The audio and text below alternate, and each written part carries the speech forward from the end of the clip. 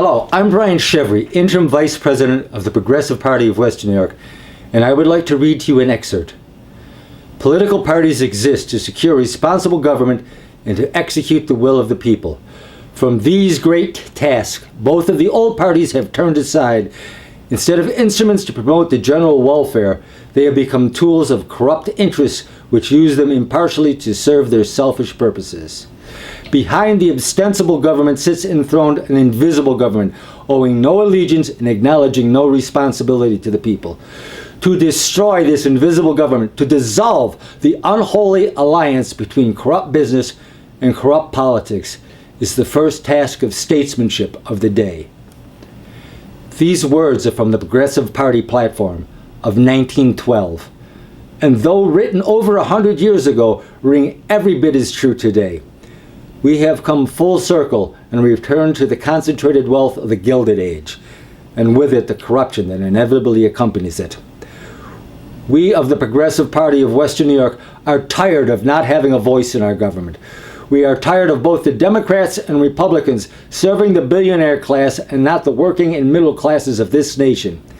If you also are tired of the lies and manipulations, if you are tired of the race-baiting hate of Trump on the one side and the mealy-mouthed platitudes and empty gestures on the other, while both monger war and will do anything to maintain the status quo, I'm asking you, hear me out. We are forming a new progressive party in Western New York, a party for, of, and by the people. We will not seek, nor will we accept corporate donations. We are a grassroots party and plan to begin with involvement in local government. As we grow in strength and experience, we will move to county, state, and finally federal government. We will affiliate with other progressive parties to build a strong base. Our ultimate goal is to return the rule of this nation to its people, all of its people, be they male, female, black, white, gay, straight, immigrant, or native born.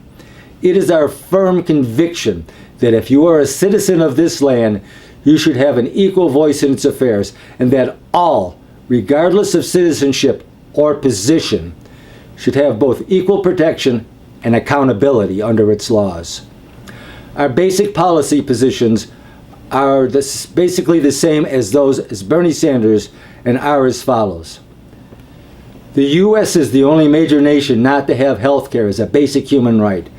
We are the only major nation in which if you don't have money, you either die and or go bankrupt. Just like we have public education, libraries, police, and fire departments, we should also have public health care. We support the Green New Deal. 99 out of 100 climate scientists agree that if we don't reverse global warming, we will face an environmental disaster on a level not seen in recorded history. We desperately need to clean up our environment and employ sustainable environmental practices to reverse global warming. Furthermore, no one who works full-time should live in poverty. We support a minimum living wage of $15 an hour. That's approximately $32,000 per year for 40 hours a week for 52 weeks. We believe whoever wants a job should be able to get a job, either through the private or public sector. If the private sector can't offer an individual the job, then the government will supply the job. Our infrastructure is crumbling, so there's plenty that needs doing. We plan to promote true democracy in the workplace by promoting worker cooperatives and unions. We need tuition-free public education from preschool through college. An educated nation is a strong nation. An educated population is informed and not easily fooled. You may ask, how will we pay for all of this? The economy is rigged. We all know this. America's 3 wealthiest people now own more wealth than the bottom half of the American population combined. That's a total of 152 million people in 57 million households. We need to reform tax codes and break up the monopolies to put a stop to the power of corporate multinationals and the oligarchic concentrations of wealth. In the 1950s, under Republican President Eisenhower, the maximum tax rate was 91%, and we had a strong and growing middle class. In 2019, several large and profitable corporations paid virtually no tax, and the once strong middle class has been reduced to the working poor.